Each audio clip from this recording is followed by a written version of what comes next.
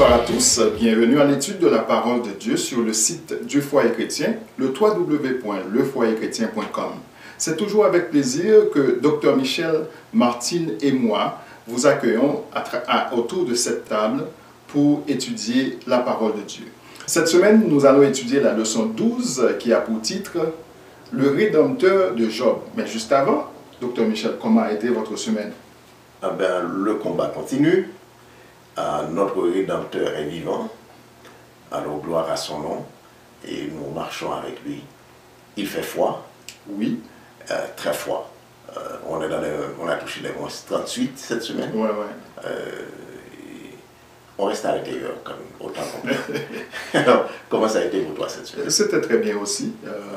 On avait froid, comme vous pouvez le constater, et jusqu'à présent, on sent le froid dans les os. Voilà. Mais on prend du thé, on fait tout ce qu'on peut pour rester au chaud.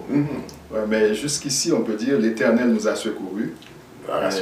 Puisque avec ce froid-là, je me demande, est-ce qu'on devrait vivre dans ces pays-là? Est-ce qu'on est créé pour vivre dans ces pays? Il y a quelqu'un qui a déjà dit, ce genre de température, c'est justement réservé aux caribous et aux bisons. Ouais. Mais en tout cas, à la recherche de meilleurs standards de vie selon les critères de ce monde, en tout cas, nous nous retrouvons dans cet espace. Dieu sait pourquoi il nous amène là. Il nous amène ici, ouais. Alors, nous restons à sa disposition, nous sommes en exil. C'est ça, c'est voilà. ça. Ouais. On doit saluer Dr Michel, si vous permettez, des frères et sœurs de la Polynésie française. Il y a des gens qui nous écoutent jusque... Polynésie. Oui. Dans le Pacifique. Oh, ça fait plaisir. Oui, c'est ça. Il y a des gens qui nous écoutent à l'île Maurice. Il y a d'autres qui nous écoutent à Madagascar, dans les Caraïbes, partout, je peux dire. Quand on regarde sur les statistiques, on voit qu'il y a beaucoup de gens qui nous regardent. Le monde est petit. Hein. Oui, le monde est petit avec cette technologie de l'Internet. Voilà. Ouais. Nous voulons saluer le frère Paul Louis qui nous a salué hier sur WhatsApp. Il a aussi posé une question, on va revenir avec sa question. Nous voulons saluer la sœur Balmy Aubergeau, sœur Elinette. Et nous avons une pensée spéciale ici à Foyer Chrétien pour la famille Gao. Toutes nos sympathies à frère Joël Gao et sa famille. Ils ont perdu leur papa la semaine passée. Ouais. Nous pensons aussi à frère Gilbert Célestin, les amis d'Ottawa, les amis de Montréal, les amis de Naples, de Radio Paradise, frère Wilto Saint-Hilaire. Nous pensons à frère Almonor aussi de Chicago. C'est un frère qui lutte aussi. Nous allons peut-être un jour l'inviter à intervenir ici avec nous, même si ce n'est pas dans la leçon en français, mais ce sera peut-être dans la leçon en créole. Et votre invitation est encore là. Elle est encore pendante. Hein. C'est ça. C'est ça. Ouais. Alors, avant de répondre à de nombreuses questions que nous avons aujourd'hui, est-ce que vous pouvez nous conduire dans la prière? Avec plaisir. Ouais. Père Tout-Puissant, notre Créateur et notre Rédempteur, au nom du Messie, nous venons devant toi, cette communauté de tes enfants, dans le monde entier, dans les Polynésies françaises, à Madagascar et en île Maurice, dans la Caraïbe, au Canada, aux États-Unis, partout dans le monde. Nous voulons élever nos frères, nos sœurs devant toi et ouvrir leur cœur et nos cœurs à toi pour que par ta parole, tu viennes compléter ton œuvre en nous et te glorifier dans notre vie. Touche tes enfants et dis-nous, Père, révèle-toi à nos cœurs, révèle ton royaume à nos cœurs et montre-nous la voie à suivre. Nous t'en prions au nom du Messie, notre Rédempteur. Amen. Amen. Bienvenue à nouveau, chers amis, à l'étude de la parole de Dieu sur le www.lefoyerchrétien.com. Et si vous avez des commentaires, n'hésitez pas chaque fois à nous écrire à l'adresse suivante, info@lefoyerchrétien.com. C'est aussi pour vos questions. Et nous vous invitons également à prendre l'écoute de la parole de Dieu en créole en direct chaque vendredi soir sur YouTube Live ou sur la radio du Foyer Chrétien, le www.lefoyerchrétien.com. Docteur Michel, nous avons reçu cette semaine 5 questions. La première a été envoyée par notre frère Jean-Marie Leroy. Il dit ceci: je viens d'écouter les commentaires du docteur Michel sur le dialogue entre Dieu et Job. Il a attiré notre attention sur la sagesse de Dieu qui dépasse et surpasse toute sagesse humaine. Ainsi, quand on écoute ces commentaires, il nous fait découvrir une autre sagesse qu'on appelle théologie. Qu'on le veuille ou non, l'écoute ou la lecture attentive des Thomas d'Aquin, Henri Guillemin, du chanoine Rochette et d'autres chercheurs ouvre le débat sur les grandes vérités bibliques, ce qui d'ailleurs nous rapproche de la vérité. Nous ne saurons mettre de côté leurs réflexions. C'était juste un commentaire, car bien des gens hésitent d'aller au-delà des textes bibliques. Bon, alors, nous prenons acte de son commentaire et nous apprécions sa réaction. Nous n'allons pas commenter, exprimer l'accord ou le désaccord. Il a voulu exprimer son opinion et que nous apprécions beaucoup. Alors, merci d'avoir participé avec nous. J'avais dit que c'était une question, mais c'est plus un commentaire. C'est un commentaire. Voilà. C'est ça. Et la deuxième: bonsoir messieurs, je suis de l'île Maurice. À travers vos analyses, ça me donne envie d'étudier la Bible. Mais il y a un texte dans Job 38, le verset 23, que je ne comprends pas. J'aimerais que vous m'éclairiez à ce propos. Merci de me répondre et que l'Éternel vous bénisse. La question a été posée par Sanjay Boudin. Ok, alors le chapitre 38 du livre de Job marque l'intervention de Dieu lui-même dans l'histoire. Avant, c'était Job qui discutait avec ses 3 amis, un 4e ami est arrivé, ça fait qu'ils étaient 5, et maintenant, le Tout-Puissant. Et Job a toujours voulu rencontrer son Rédempteur, le voir, l'entendre, pour comprendre le sens de sa douleur. Et Dieu intervient maintenant. Il intervient, et le titre de ce chapitre, c'est la révélation de la souveraineté de Dieu à Job. C'est-à-dire, le Tout-Puissant, le Créateur, et c'est l'une des premières questions qu'il va laisser à Job. C'est-à-dire, est-ce que tu m'as été mon conseiller quand j'ai créé tout cela? C'est d'ouvrir l'horizon de Job sur la souveraineté du Tout-Puissant, du Créateur.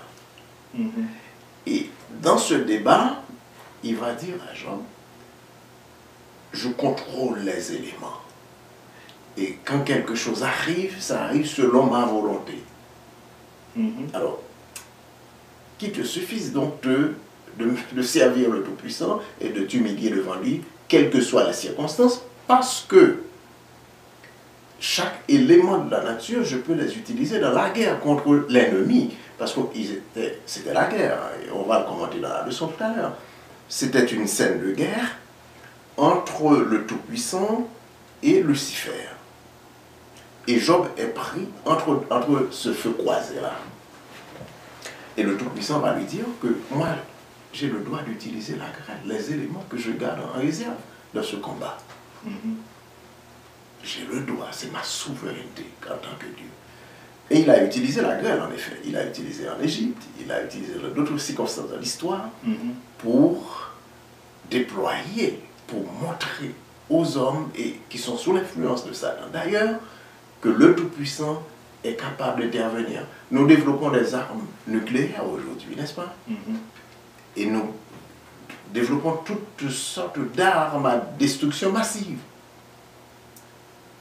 Et le Tout-Puissant peut intervenir et mettre à plat tout cela en utilisant les éléments. Oui, il peut le faire. Il peut utiliser la neige, il peut utiliser la grêle. D'ailleurs, c'est ce que ça me met à l'esprit. Alors, si vous n'avez pas regardé encore l'histoire de la bataille de Saint-Pétersbourg, dans la Deuxième Guerre mondiale. Parce qu'il y a un mensonge très classique dans l'Occident. On nous dit que bon, ce sont les Alliés qui ont gagné la Seconde Guerre mondiale. C'est un mensonge historique. Le Tout-Puissant, pour moi, je rends grâce à Dieu. Et je remercie le marshal Zhukov de l'Union soviétique. Dieu a utilisé les éléments de la nature, le froid, la neige, pour bloquer l'avancée des troupes du Wehrmacht, l'armée de Hitler, et les fameuses divisions, Panzer Division, qu'on appelle, les divisions blindées du Wehrmacht.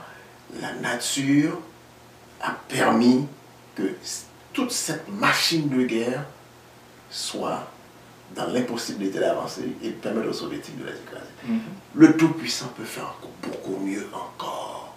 Sans l'intervention des hommes, il a le pouvoir, il affirme sa souveraineté, qu'il a tout créé, qu'il garde tout ça en réserve, il a le pouvoir d'intervenir dans l'histoire des hommes et d'utiliser ces éléments comme armes dans la guerre et de mettre fin à la méchanceté, à toutes sortes de choses que nous sommes en train de planifier.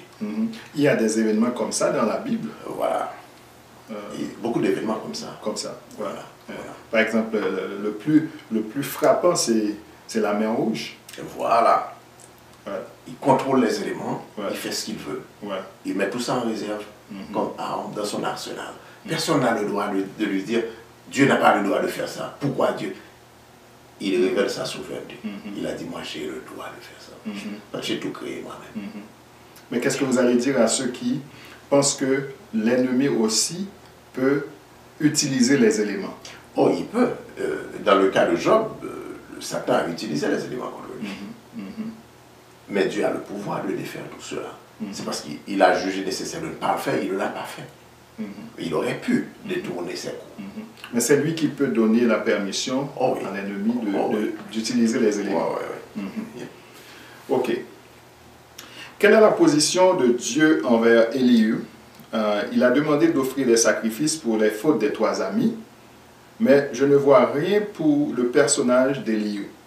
Comment comprenez-vous sa colère? Cette question a été posée par Paul Louis depuis Montréal.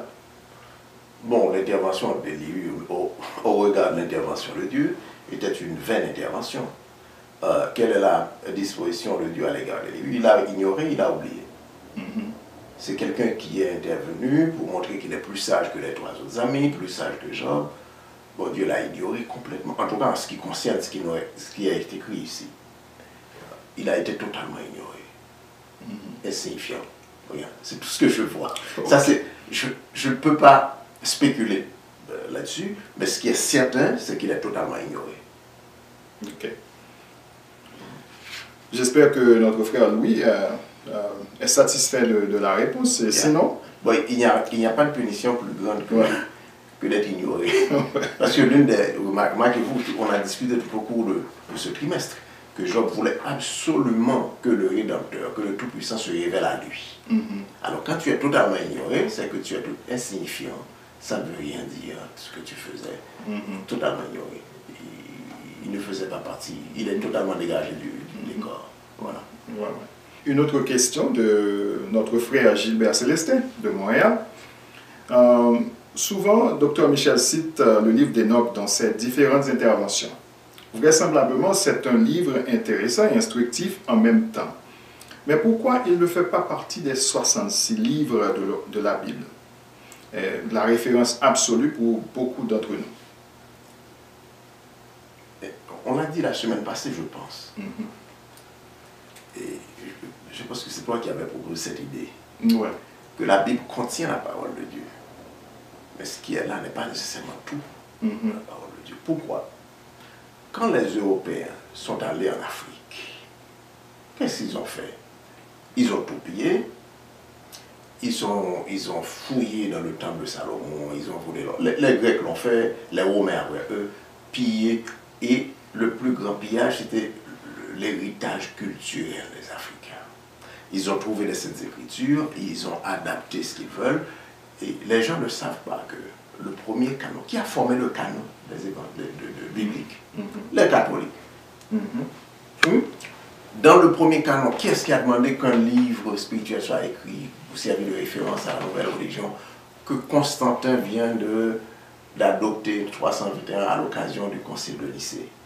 C'est Constantin lui-même. Et la première Bible a été complétée, je pense, en l'an 331. Et publiée, et le premier canon contenait seulement 18 livres. Et au fur et à mesure, ils en ont ajouté. Alors, comment ce canon a été formé? Les Européens ont choisi, ils ont fait des petites adaptations, enlevé les choses pour conformer tout à leur culture. Et on nous donne ce livre-là, on nous dit, bon, si vous ajoutez un iota, vous n'irez pas au ciel, attention. Le Messie l'a dit, mais pas dans le contexte. Pas dans ce contexte. Il y a beaucoup d'autres livres. Quand les livres que les Européens n'ont pas pu modifier, ils ont dit, bon, ça c'est les livres apocryphes, il ne faut pas y toucher. Pourquoi je ne devrais pas lire? Parce qu'on a débattu déjà du contenu des livres de Maccabée. Le livre des Normes, le livre de la sagesse de Ben Sira, le livre des Jubilés, l'Apocalypse de Pierre et tant d'autres livres.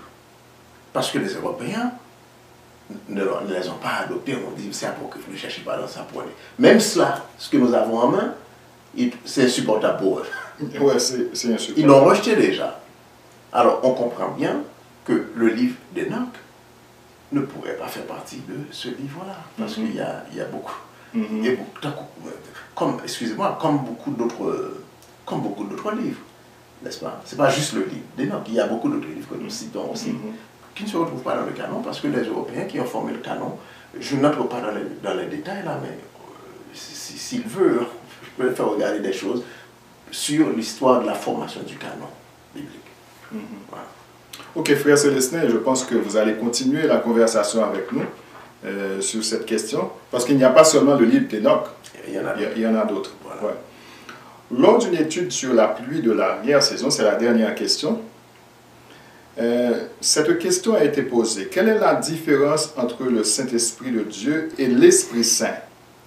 Veuillez fournir des références bibliques ou d'Ellen G. White. Merci beaucoup. Je peux dire, c'est une sœur. Hein? C'est une sœur, oui. Je peux dire à ma sœur, voici la vérité. Les concepts de l'Esprit Saint et Saint-Esprit ne sont pas des concepts, j'aurais pu dire, bibliques. Le Messie, Yahshua, avait promis le Consolateur, l'Esprit de vérité, l'Esprit du Dieu, le Consolateur. L'Esprit du Dieu très haut. Du Dieu puissant, voilà, l'Esprit de Dieu. Il n'avait pas promis le Saint-Esprit ou l'Esprit Saint. Ce langage est arrivé beaucoup plus tard. La première fois, le concept de Saint-Esprit a été adopté parmi un ensemble de changements. Par exemple, l'adoption de la Trinité. Ça a été adopté lors du concile de Nicée en 321. Alors, j'invite notre sœur à aller chercher, pas moi, il faut aller chercher, nous cherchons ensemble, à aller chercher les actes du concile de Nicée, c'est disponible en ligne. Les actes du concile de Nicée, il va voir la plupart des changements qui ont été adoptés. Maintenant, quant au concept de l'Esprit Saint, ça a été, on ne sait même pas trop quand ce concept qu'il a proposé, qui a fait cette inversion, on l'a constaté entre Nicée et Constantinople. Et en passant, Nicée et Constantinople, c'est la même chose, la même ville, sauf que Constantin a changé le nom de Nicée en Constantinople. Au deuxième concile en 381, ils sont arrivés avec l'Esprit Saint. Et tout ça, c'est des ajouts du système catholique. Ça, c'est les deux. Ok? Alors, le protestantisme n'a rien à voir avec ces changements-là. Ben, le protestantisme a adopté un ensemble de choses de Babylone. Ils n'ont rien apporté, ils n'ont rien changé. Ils ont pris ce qui sort de cette concile de l'Église catholique, ils ont adopté. Et c'est pour ça qu'un leader comme Benoît XVI, le pape à la retraite, là, il a dit que les protestants ne seraient pas sauvés. C'est pas moi, hein? Ça ne vient pas de moi. Hein? Je ne sais pas que j'approuve ce qu'il a dit. Mais il a dit que les protestants ne seraient pas sauvés parce que les protestants prennent une partie du catholicisme, ils forment leurs églises et puis ils disent qu'ils sont dans la vérité. C'est lui qui l'a dit. Il n'était pas pape, sous Jean-Paul II, il était responsable des doctrines de l'Église, à côté de Jean-Paul II. Reisinger, Reisinger, c'est lui qui disait, il dit, écoutez, les protestants, c'est une immense plaisanterie. La question du protestantisme. Ils ont pris une portion de la doctrine catholique et puis, oups, ils ont dit, bon, nous avons la vérité. Ça ne fait pas de sens. Comprenez? Et même le langage, leur langage, le Saint-Esprit, l'Esprit Saint, ça n'existe pas. Le Messie n'a jamais utilisé cette concept-là. C'est pour cela peut-être qu'ils ont appelé la Bible la Sainte Bible. Même la Sainte, pourquoi la Sainte? Ce concept-là n'a jamais existé. Ouais. Les écrits qu'on retrouve dans la Bible étaient écrits sur des rouleaux. Ce n'était pas écrit avec l'intention de former une Bible, un livre. Les Européens ont pris les rouleaux, ils ont traduit, ils ont fait leurs choses, ils ont formé cette Bible-là. Alors, j'espère ne pas choquer nos frères et nos sœurs, mais recherchez dans l'histoire, vous allez voir que ce que je vous dis, c'est la vérité. Voilà. Mais nous prions pour que Dieu nous aide à apprendre ce qui est bien dans la Bible. Et puis, j'invite nos frères à aller au-delà de ce que moi je dis, de ce qu'une autre personne a dit là. On dirait que si la Bible ne dit pas, telle autre personne ne dit pas, donc ce n'est pas la vérité. Attention, hein, on peut se perdre. Dieu peut venir nous parler, donc ce n'est pas une telle qui a dit, ce n'est pas la Bible qui a dit, donc je n'accepte pas. Ce n'est pas une bonne position pour les enfants de Dieu qui cherchent la face du Dieu Tout-Puissant. S'il te plaît, change cette position-là. Très bien. Voilà. Ouais, la leçon de cette semaine, Dr Michel, c'est le Rédempteur de Job. C'est la leçon 12 que nous allons étudier pendant toute cette semaine. Et le verset à mémoriser, nous le trouvons dans Isaïe 53, le verset 4, qui dit ceci: « Cependant, ce sont nos souffrances qu'il a portées, c'est de nos douleurs qu'il s'est chargé, et nous l'avons considéré comme puni, frappé de Dieu et humilié. » Quel est le contexte de ce verset? Comment dirais-je? Le verset se situe dans le contexte de la prophétie du Messie, annoncée par le prophète Isaïe, dans les années 700, avant notre ère. Il prévoyait l'arrivée de Messie, l'arrivée d'un Rédempteur. Et que Isaïe a décrit dans ce verset le profil, si vous voulez. Et il faudrait regarder même dans ce même chapitre, les versets 1 à 6, on va le faire plus tard.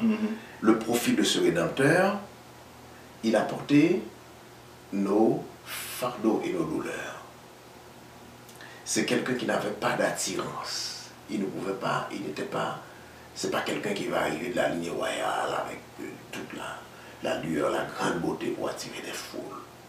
Il porte nos fardeaux et il était frappé pour nos iniquités. Quelqu'un qui vient dans la version de la forme la ultime de l'humilité, écrasé, brisé, méprisé. Quand tu souffres, quand le malheur s'abat sur toi, comment on te regarde? On te regarde comme quelqu'un qui est maudit. On te regarde comme quelqu'un qui est maudit, quelqu'un qui est rejeté par Dieu. C'est comme ça que les amis de Job l'ont regardé. Et c'est comme ce même regard que nous portons sur nos frères et nos sœurs. Quand le malheur s'abat sur moi, ou bien sur un autre, on dit, bon, peut-être qu'il a fait quelque chose. Ou bien qu'il était maudit. Dieu est en train de le punir. Le Messie qui devait venir allait rassembler tout ce genre de mépris sur lui. Tout ce genre de rejet. Et pourtant, il s'était chargé de nos souffrances, de nos douleurs. Et un porteur de douleur. C'est ça le profil du Rédempteur. C'est ça le genre de Rédempteur, de sauveur que le prophète Isaïe va annoncer. Et c'est ce Rédempteur-là que Job, dans sa souffrance, environ 3000 ans plus tôt, avait vu au chapitre 19 de son livre. Je sais que mon Rédempteur est vivant et qui se lèvera le dernier sur la terre. Isaïe va répéter ce Messie qui ne va pas venir pour être servi, mais ce Messie qui va venir comme un serviteur, comme un porteur de malédiction, un porteur non seulement du péché et des iniquités, disons des transgressions et iniquités, parce que le péché égale transgression plus iniquité.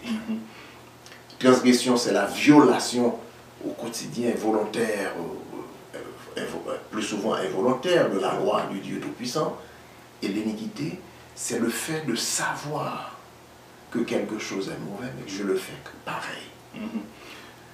Vous avez situé le verset à mémoriser dans son contexte. Maintenant, comme on nous dit que le Rédempteur de Job, c'est aussi notre Rédempteur, mais on va en venir. Qu'est-ce qu'un Rédempteur? Est-ce que vous pouvez définir pour nous?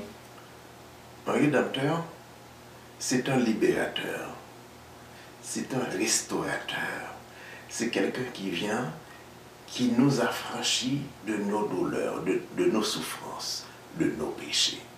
Il nous met hors de cette situation-là. Même quand, dans nos douleurs, dans la souffrance, nous serions morts. Parce que dans Jean 11, 25, qu'est-ce qu'il a dit? Le Messie a dit à une femme, celui qui croit en moi vivra, même quand il est mort. Et Jean va dire, même quand ma peau est détruite, j'ai la certitude que je verrai mon Rédempteur. Et c'est ça la joie. Je peux être dans la souffrance, dans la privation absolue. Mais l'assurance, c'est par la foi que la main de mon Dieu est avec moi et qu'il va me sortir de là, même si je suis mort. Et ça c'est ce qu'on appelle le climax, c'est le point culminant dans la persévérance de Job, dans cette expression ultime de la foi. Il a vu son Rédempteur. C'est-à-dire, il a projeté, il a regardé environ 3000 ans plus tard.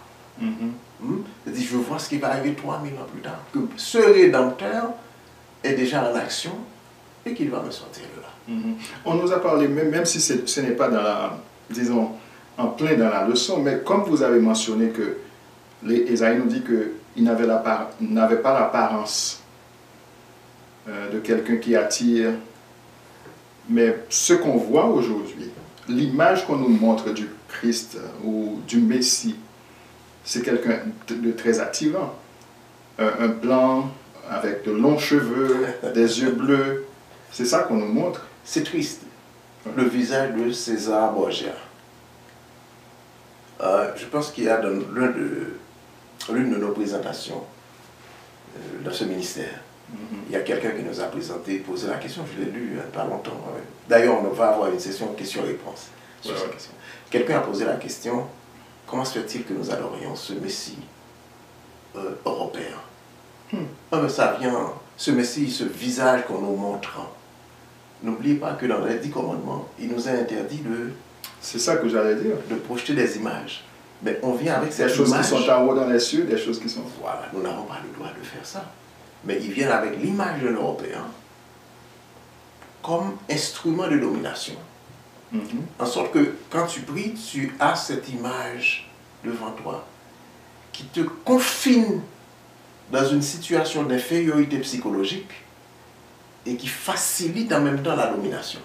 Nous ne sommes pas affranchis quand nous sommes dans cette position-là. Nous ne sommes pas encore rachetés. Nous ne sommes pas encore libérés. Vous connaîtrez la vérité vous affranchira. Ce beau visage du cousin de Michelangelo d'ailleurs. C'est le cousin de Michelangelo, César Borgia, qu'on nous montre, qu'on nous dit, voilà, c'est ça le Christ. C'est encore une fausseté. Et c'est que ça me dérange de voir que dans mes brochures de l'école du sabbat, dans ma communauté de foi, les gens refusent de faire ces changements-là. Est-ce qu'on avait même besoin de faire ces représentations, comme vous venez de le dire? C'est même pas nécessaire, mais quand on le fait, c'est faux en plus. Parce que le Messie était noir. Ok. On a changé son nom, on a changé son visage, le Tout-Puissant a interdit la représentation, on l'a fait pareil. Où sommes-nous? Hors de Babylone ou bien en Babylone? Nous sommes en Babylone. Bon, alors. Mon Rédempteur vit. C'est la première partie. C'est la première partie de la leçon. Et Job avait quand même la foi. C'est pour cela qu'il pouvait prononcer cette parole. Je sais que mon Rédempteur est vivant.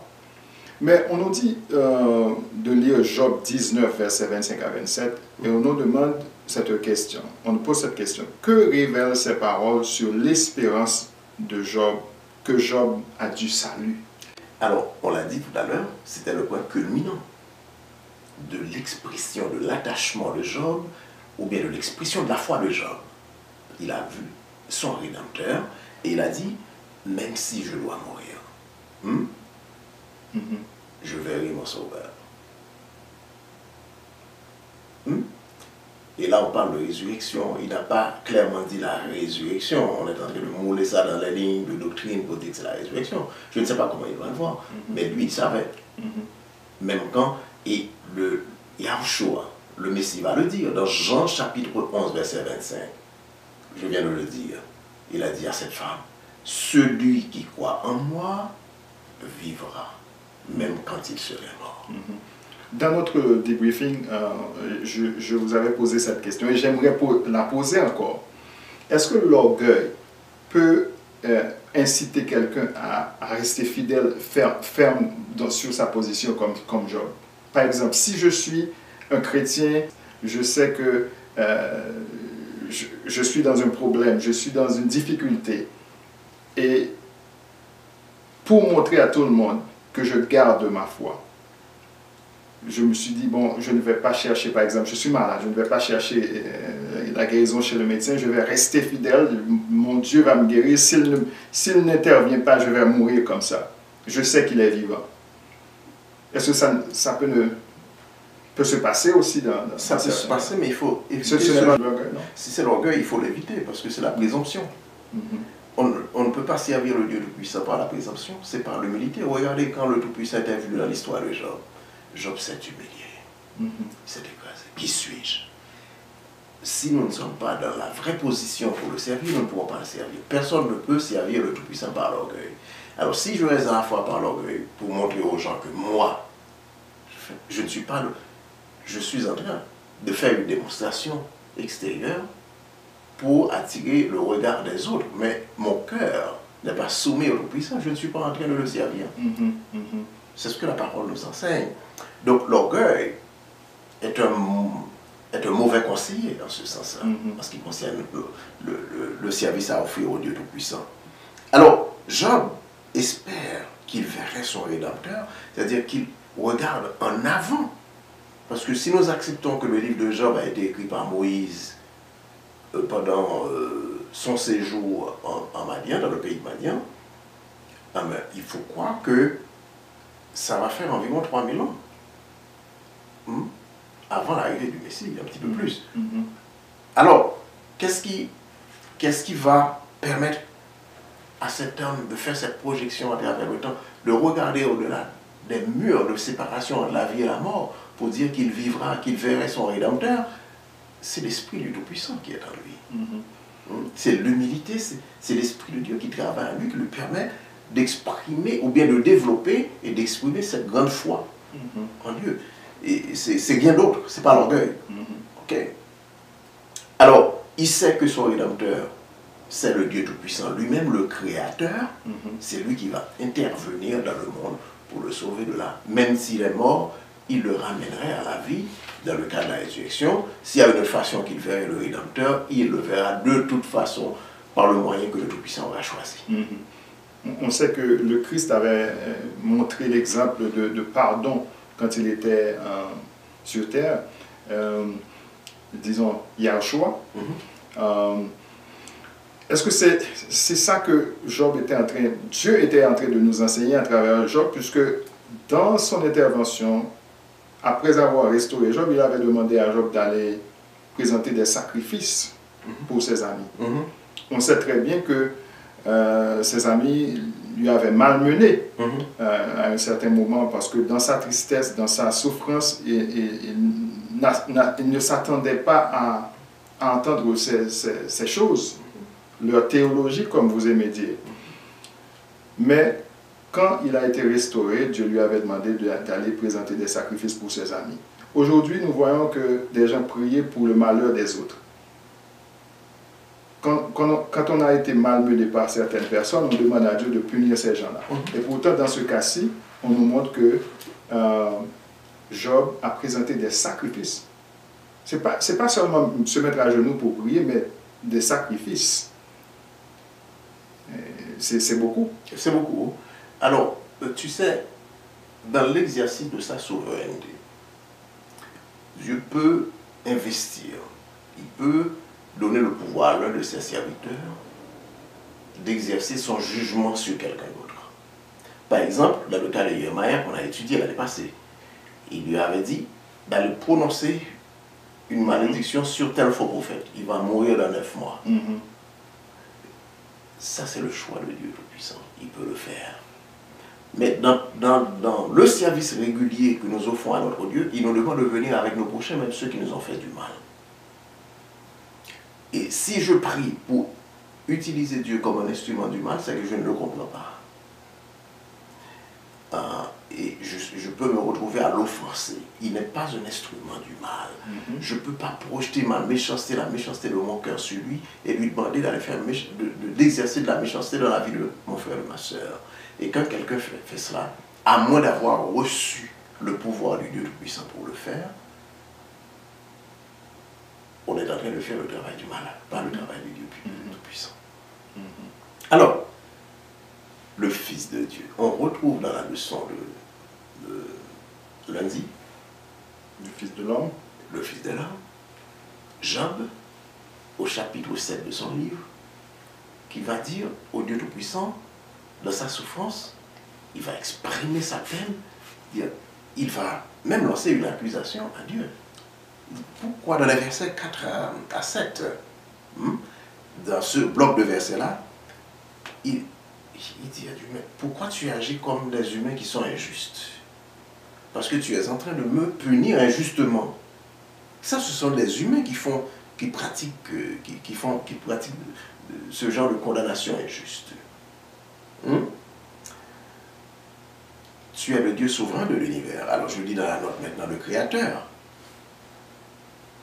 Pourquoi tu agis comme des êtres humains pour me faire souffrir? C'est grave. Je suis un pécheur, je le sais, c'est pourquoi j'offre les sacrifices tous les matins. Je confesse mes péchés, mes fautes devant toi. Je me suis humilié devant toi. Pourquoi tu m'infliges ces souffrances? Et juste parce que tu es mon Dieu, je crois en toi et je ne veux pas t'abandonner. Pourquoi tu me fais tout cela? Et cette... comment dirais-je? Un background, si vous voulez, l'esprit sous-jacent, l'idée sous-jacente de cette plainte de Job, c'était de dire que tu es Dieu, tu es au ciel. Tu es en conflit avec un de tes enfants, une de tes créatures, Lucifer. Et moi, je suis pris dans le feu croisé. Tu peux même pas, tu es Dieu, tu ne peux pas comprendre ma souffrance. Tu ne peux pas te connecter à ce genre de souffrance-là et me délivrer. Alors, interviens, sors-moi de là. Il n'a pas demandé à ce que Dieu enlève la souffrance, mais il a demandé à ce que Dieu intervienne. Et l'aider à comprendre pourquoi tout cela. Et la réponse va venir, comme on l'a dit, environ 3-4 000 ans plus tard, dans l'incarnation, alors ça c'est la leçon de mardi, dans l'incarnation de Yahushua, le Fils du Dieu Tout-Puissant, dont le nom signifie Yahweh, le Dieu Tout-Puissant c'est son nom, offre le salut. Yahweh libère. Parce que n'oublie pas, il a dit qu'il m'a envoyé pour libérer les captifs. Donc, c'est le Dieu Tout-Puissant qui va intervenir en la personne de Yahushua pour libérer ses enfants. Et quand il intervient, il n'intervient pas comme un souverain. On va le voir dans la leçon de mercredi. En tout cas, il intervient, il a exprimé son caractère d'humilité, de fidélité, d'amour. Et l'apôtre Jean nous dit dans 1 Jean 2, verset 6, que nous sommes appelés à demeurer en lui, c'est-à-dire à rester en relation, dans une relation très rapprochée avec lui, pour que son caractère se reproduise en nous. Pour que l'image du Dieu Tout-Puissant nous avons été créés à son image, à sa ressemblance. Mais cette image a été oblitérée par le péché pour que l'image originale soit restaurée. Ce qui est vraiment, Pierre, une complète transformation de nos cœurs, de notre être, et qui va s'exprimer à travers notre caractère, qui ferait de nous des êtres d'amour, de charité, qui nous donne la force du Dieu Tout-Puissant pour combattre le malin aussi. C'est ce que nous retrouvons dans la leçon de mardi. N'est-ce pas? Alors, encore une fois, en préparant cette leçon-là, j'ai mes amis en tête. Mes amis qui ne croient pas en Yahushua, qui pensent que c'est parce que les Européens ont fait ce qu'ils ont fait, qui pensent qu'ils n'offrent pas le salut, qui adhèrent à d'autres doctrines, qui pensent qu'ils peuvent trouver leur voie vers le Dieu Tout-Puissant sans passer par Yahushua. Je les invite à faire cette recherche, à voir qu'il n'y a de salut en aucun autre qu'en lui et en lui seul. Et comme à nous joindre dans cette recherche de la vérité, dans cette quête de la vérité, pour marcher, pour demeurer en lui, rechercher cette relation avec le Messie, Yahushua. Dans la quatrième partie, les souffrances du Fils de l'homme, on nous dit qu'est-ce que cela nous apprend, par exemple, Isaïe 53, 1 à 6, qu'est-ce que cela nous apprend sur les souffrances du Seigneur sur la croix. Mais j'ai vu quelque chose dans la note et j'aimerais vous demander ceci. Dans la note, il nous dit, Isaïe 53, 4 dit que Jésus a porté, Yahushua, nos souffrances et nos douleurs. Cela doit inclure les douleurs et les peines de Job. Est-ce que ce sont les peines en général, des peines de Job en général, ou les peines spécifiques après ce test qu'il a reçu au milieu du test? Au milieu du test. Parce que ce qui est arrivé à Job, il est pris, comme on l'a dit, au commencement, dans un feu croisé. Entre le Dieu Tout-Puissant, qui a exercé son amour, qui ne voulait pas détruire Satan, Lucifer, à l'instant, qui lui donne toutes sortes de chances. Il est pris en ce feu croisé entre le Dieu Tout-Puissant, parce que la bataille a commencé au ciel. Et le théâtre s'est étendu sur la terre, et Job, le pauvre, s'est retrouvé au milieu de tout cela. C'est pour ça qu'il a exprimé dans Job au chapitre 7, les versets 4 à 7, pour dire que tu es le Dieu Tout-Puissant. Je n'ai pas créé Lucifer, tu es au ciel, moi je suis sur la terre, je suis pris dans ce feu croisé et je souffre seul. Tu ne me comprends pas. Le Rédempteur va répondre à la personne de Yahushua pour venir lui-même mourir à la croix, porter nos peines, nos souffrances, les peines, les souffrances de toute l'humanité, pas seulement les souffrances de Job aussi. Et en sorte que personne n'a souffert autant que lui. Et l'auteur de l'Épître aux Hébreux va nous dire, nous n'avons pas un souverain sacrificateur qui ne peut pas comprendre nos souffrances, nos douleurs, parce qu'il les a portées lui-même sur lui, à la croix. J'allais poser une autre question, mais je pense qu'on doit continuer avec l'autre partie. Tu as le temps. Parce que moi, j'aurais pu croire que les souffrances que Yahushua a apportées sur la croix étaient des souffrances de façon générale, mais pas de façon spécifique, puisque ce test a été donné par Dieu lui-même. Le mystère du salut.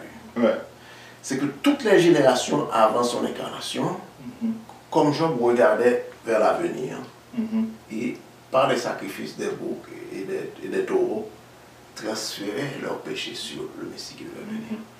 Et nous, 2000 ans plus tard, des centaines de milliers de générations après sa crucifixion, nous regardons à l'arrière dans l'histoire pour transférer sur lui nos péchés, nos iniquités. Il traverse le temps, il transcende le temps.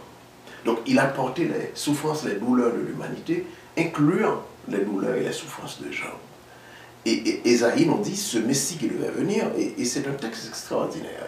S'il y a un seul texte dans la leçon de cette semaine que je voulais demander à mes amis, à nos amis de regarder, de lire, d'évaluer, c'est ce texte d'Ésaïe 53, versets 1 à 6, qui annonce un Messie qui doit venir comme serviteur. Il n'est pas venu comme un maître pour être servi, il est venu comme un serviteur, avec nos fardeaux, le fardeau de toute l'humanité pendant toute l'histoire sur ses épaules, en sorte que il va être méprisé, rejeté, parce qu'il n'avait pas d'attraction, il n'avait pas cet apparat pour attirer le monde. Et tu sais, j'ai entendu même cette conception. J'ai même entendu quelqu'un une fois aux États-Unis parler de Haïti comme nation noire. Ils disparaîtront, ils vont disparaître. Et jusqu'à présent, ce mépris, nous ne portons pas les souffrances de l'humanité, mais nous partageons ce mépris parmi toutes les nations. Oui. Ouais. Nous partageons son mépris. Alors, revenons maintenant à lui, parce qu'il s'agit de lui dans cette leçon, pas de nous-mêmes. Ici, il s'agit exclusivement de lui. Il a porté nos iniquités. Il porte non seulement, comme on l'a dit tout à l'heure, nos péchés, mais aussi les conséquences que méritent nos péchés. Il a été brisé. Nous avions mérité d'être brisés. Le pécheur mérite la mort. Quand on viole la loi, on mérite la mort. Mais lui, il a pris la mort pour nous, pour que nous n'ayons pas à mourir. On ne parle pas de la mort physique, là, on parle de la mort de l'âme, pour que notre âme soit sauvée. En sorte que quiconque croit en lui, quiconque croit en lui, ne périra pas, mais héritera la vie éternelle. C'est ça. On nous dit que Satan a été démasqué. Satan a été démasqué dans le cas de Job ou bien dans le cas de Christ. Parce que dans les deux cas, on peut voir que Satan a été démasqué puisque le pari, le test a été donné sur demande de Satan. Il aurait pu avoir une justification dans le cas de Job. Pour dire Dieu m'a permis de te faire ça. Mais il n'avait aucune justification pour crucifier le Messie à choix là, quoi. Et le Messie va le dire lui-même. Dans Jean 12, chapitre 30 à 32, il va dire que sa crucifixion à la croix représente le jugement, c'est-à-dire la condamnation de Satan. En sorte qu'il a été démasqué où, dans la mesure où les mondes invisibles que nous ne pouvons pas voir.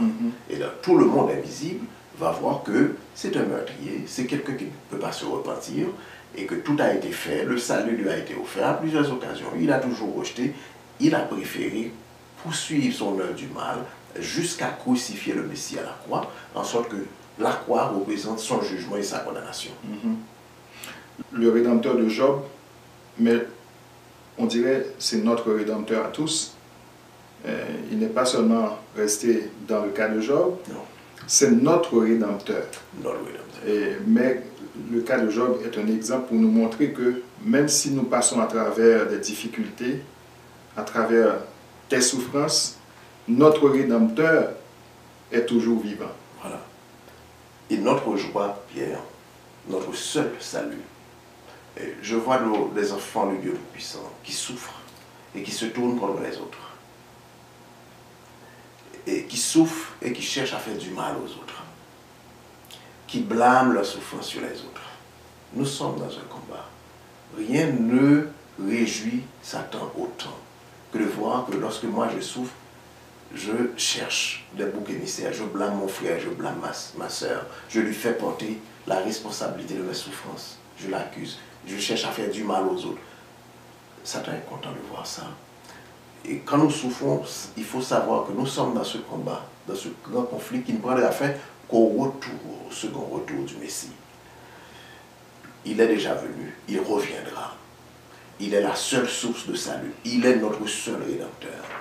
J'invite nos amis qui n'ont pas encore pensé à rechercher en lui leur salut, à faire de lui leur sauveur. C'est le temps. Nous sommes dans les temps de la fin. Où chercher à connaître ce Messie-là, ce sauveur, ça vaut la peine. Parce que c'est notre destinée. Notre foi, notre acceptation de lui va déterminer notre sort au dernier jour, notre sort d'aller au ciel ou d'aller en enfer. Que nos amis pensent beaucoup et que l'Esprit de Dieu Tout-Puissant les bénisse et les accompagne vers cette quête de vérité. Merci mon frère. Merci chers amis d'avoir suivi le résumé, disons, ou le développement de la leçon 12, le Rédempteur de Job.